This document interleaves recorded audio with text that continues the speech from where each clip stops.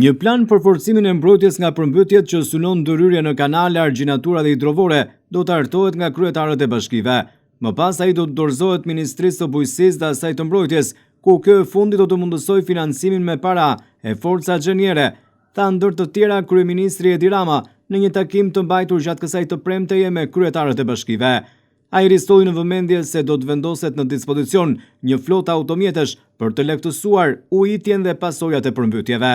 Kemi përgatitur një projekt shumë të rëndësishëm për të mbështetur pushtetin vendor, projekt i cili udhëhiqet nga ministri Demo për të vënë në dispozicion të bashkive një flotë të re automjetesh, të cilat do duhet të ndihmojnë të gjitha proceset që kanë bëjnë me pastrimet e kanaleve dhe me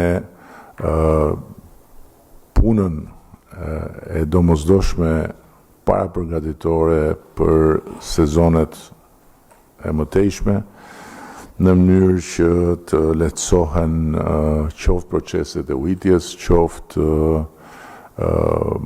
pasojat që vinë nga përmbytjet. Është një projekt që do ta finalizojmë në muajt në vijim me një mbështetje të domethënëse financiare nga Qeveria e Emiratëve të Bashkuara dhe në bazë të disa kritereve të thjeshta do të bëhet edhe alokimi i kësaj flote në territor, duke natyrisht i kaluar këto automjete në përdorim të bashkive. Bashkitë do të bashkëpunojnë me qeverinë për të fuqizuar kapacitetet e emergjencave, tha ndër të tjera kryeministri, ndërsa do të ngrihet një task force për mbeturinat dhe do të hartohet një plan që shtrihet nga sensibilizimi të apat konkret. Kryeministri njoftoi edhe vendimin për një program kombëtar për logjistikën e parkimeve. Parkimet duhet të jenë të tilla që të paraqesin edhe vlerë arkitektonike dhe hapësira të shfrytëzueshme nga komuniteti.